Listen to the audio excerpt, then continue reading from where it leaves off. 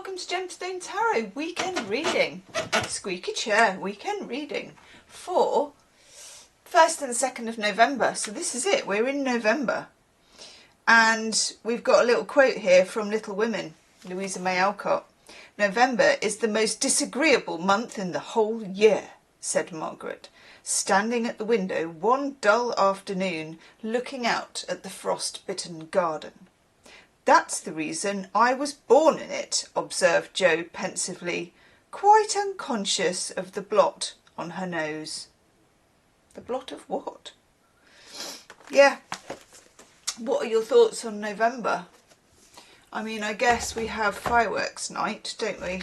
I have to say, because I like sparkly things and whatnot, I am a huge lover of fireworks and everything, but I kind of don't like, obviously my cats don't like them and stuff. And in the town that I live in, I don't know why this is, and it always has been the case as long as I can remember. Fireworks night started about last week, so the last week of October, and goes on kind of indefinitely until you get a little lull over about mid-December to the end of December, and then it starts up again for New Year's. So yeah, we have a big situation of fireworks. I don't know, I wonder what the collective noun of fireworks is. A blaze. Let me know if anybody knows that. I'd be very interested to know. And I love them, and I love watching them on the telly, you know, in London and things like that.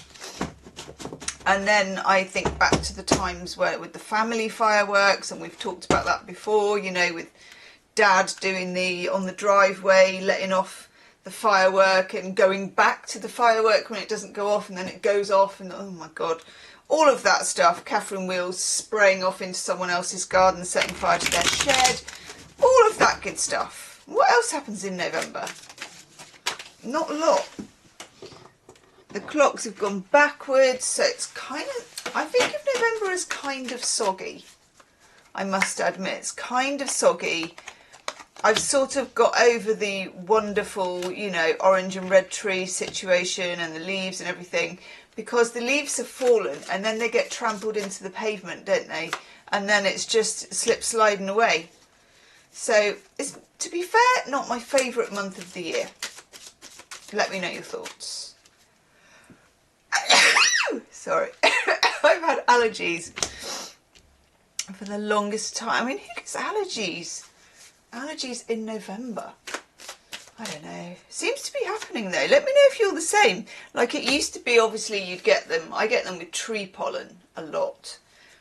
And not so much, I do have a lot of local honey, but it is extremely expensive because it's hard to produce, isn't it?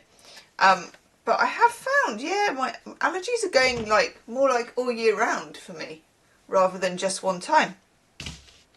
Anyhow, let's have a looky-see. We are using Smells Like the 70s Tarot, but it's my newer version of Smells Like the 70s Tarot, which no longer smells of anything because it wasn't made then. I think it's a repro one. Oh, wrong one. Hang on. Overall energy card. Swing! The world. I mean, the world, by definition, in tarot, is the overall energy card. It's number 21. It's the last card, but it's also, and this doesn't quite show it, but it's got that whole Ouroboros thing going on.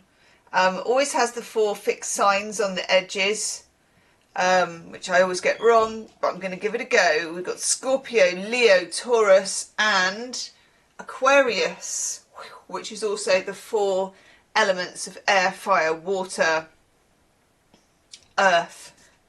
Yes. Sounds like an Ariel advert. So think of this in terms of, we're in Scorpio season. We're kind of in a retrograde season. We are going within, going into the cave, all of those like going within in the cave type things. And it's for me like a mini cycle of a bigger cycle. So the things that come up, the challenges that come up, the things that you're thinking about are miniature versions of the same cycle. Yeah, it's like a cycle within a cycle. Then we get another major arcana, Temperance. Temperance I just really like as a card. It's just got that whole, your feet are in the source, you have enough intuition, wisdom, whatever you want to call it, coming from the subconscious here, that you can find a balance in a situation that doesn't necessarily lend itself to balance. You know, it feels a little bit wonky, it feels a little bit skew-iff, but you just make it work somehow, you know. We also have next to that the Ace of Cups in reverse, which I really didn't want in reverse, but I really felt was in reverse, you know, as a reader. I was like, yeah, because it's my favourite Ace of Cups, this one, for a start. It's just gorgeous, isn't it? Who doesn't like a dove from above? Nod to Vic Reeves there. And also, you know, a lotus, the artwork's nice, the balance. But sometimes, and we had this yesterday, your cup runneth over in the wrong direction and you need to be able to bolster yourself, you know. It may be that there's some disappointments, or you've had some emotional reaction, or you are just feeling a bit drained, or your self-care type stuff hasn't taken place, or you've been too busy. Just feels like your batteries are a bit out of juice. And then we have the Nine of Pentacles in reverse, which has a couple of things for me. One, it talks about relationships. So that can be a surprise coupling, a surprise relationship, a surprise alliance. You know, it could be that you get talking to someone in the kitchen at work and you've never spoken to that person before and you really hit it off. It can be that you match with somebody online, or you meet somebody in real life, or something about feeling like you were going to be alone at something, you're suddenly joined by someone, which is nice. It's alliances, unexpected. And also it's a call for you not to be too independent. Obviously you need to be independent as a person, but not to let that spill over into like defensiveness because of disappointment and stuff. Then we have, oh, I love this one, the Queen of Pentacles, and my camera's gone all jaggedy. Why has that happened? Oof. We're not even in Mercury retrograde yet. Queen of Pentacles with the best hairdo known to man. I mean, it's just gorgeous. Love this card. Queen of Pentacles, as we know, I call her the Queen of Velvet Waiting. She has style. She's very autumnal as well. Can you see all the leaves and everything? Just gorgeous. But she styles out waiting so that it becomes an art form rather than a pain in the arse. And I would definitely say that that is something to look for in yourself, because it comes up with the Knight of Pentacles and he is in reverse at the moment. And when we get Mr. Moustache in reverse, it means that you're feeling a bit naggy about it. You're a bit, you know, when you get that kind of feeling, a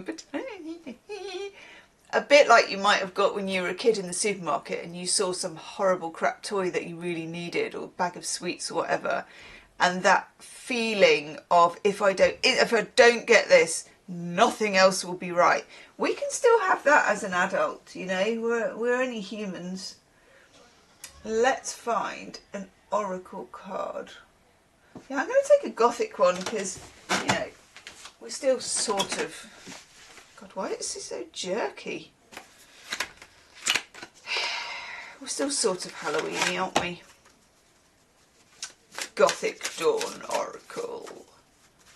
What do we need to know on this Gothic Dawn weekend? Ooh, this is really cool. Especially, I'll take two actually, especially with what we just said about not overprotecting ourselves. Fantastic. Okay, window.